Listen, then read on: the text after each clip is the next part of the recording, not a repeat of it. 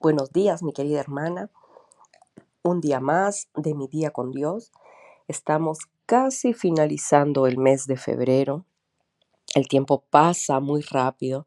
Como estamos con nuestra búsqueda del Señor, con el darnos ese tiempito para conocer un poquito más a nuestro Dios y todas las promesas que tiene para con nosotros.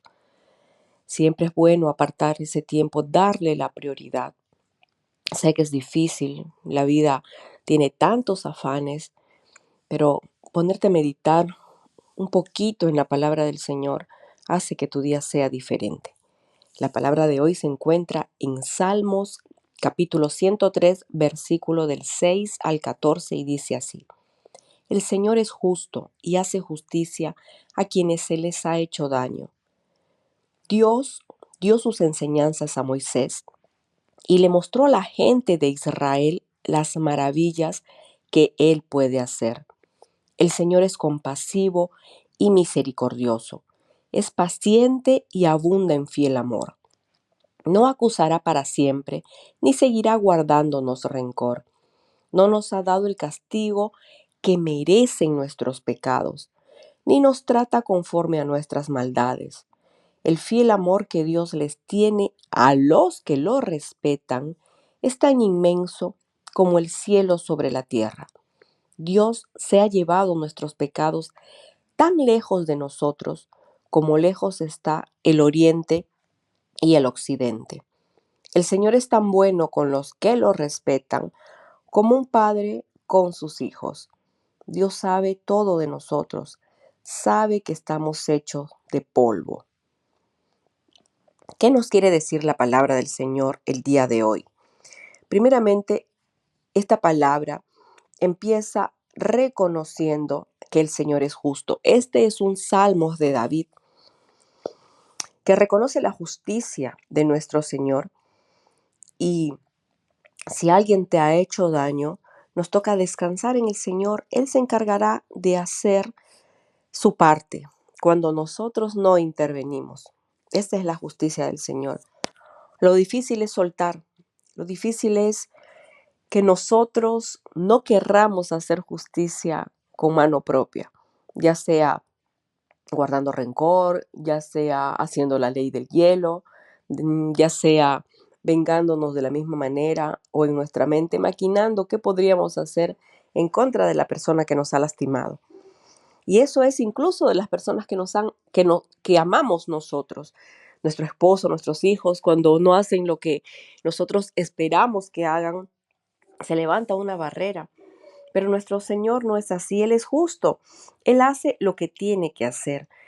Me gusta mucho el versículo 7, donde menciona que mostró a Israel las maravillas que él puede hacer.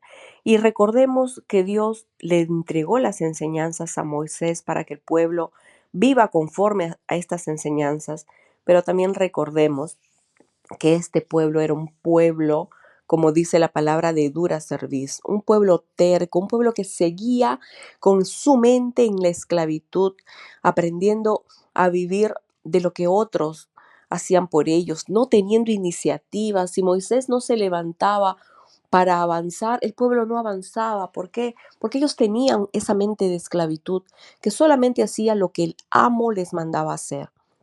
Muchos de nosotros seguimos viviendo en esa mente de esclavitud. El Señor nos sacó a libertad, nos sacó para que vivamos una intimidad con Él. Pero si nosotros no hay alguien que está marcándonos el paso, que nos dice qué cosa tenemos que hacer, nos olvidamos que tenemos esa libertad para vivir en intimidad con Él y no la tenemos. Seguimos nosotros mismos poniendo esas barreras. De la misma manera, el pueblo de Israel vivía en esa esclavitud. Y pese a eso, el Señor mostraba las maravillas para ese pueblo.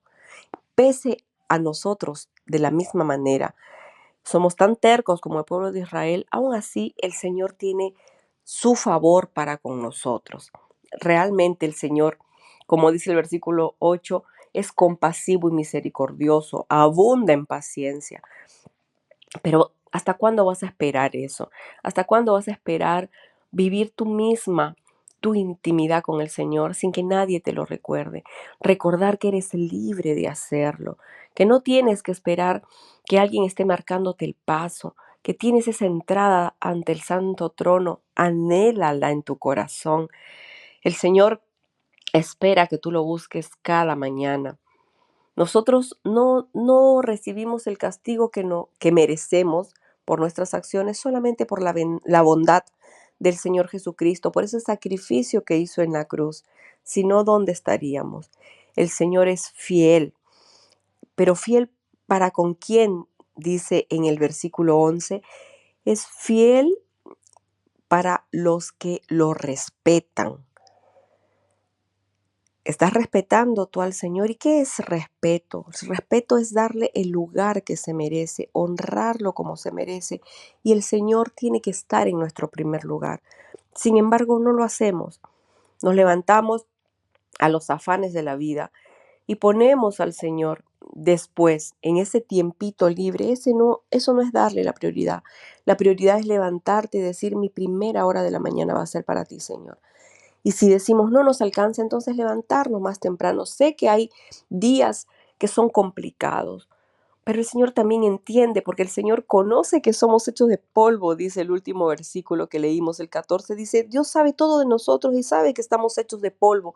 ¿Qué significa eso? Sabe que vamos a equivocarnos todo el tiempo, vamos a pelarle todo el tiempo, pero aún así el Señor mira cuál es nuestra motivación. Y mientras más nos esforcemos para colocarlo en primer lugar, más va a ser un hábito que después no va a ser tan difícil. Lo digo yo porque lo estoy viviendo en experiencia propia.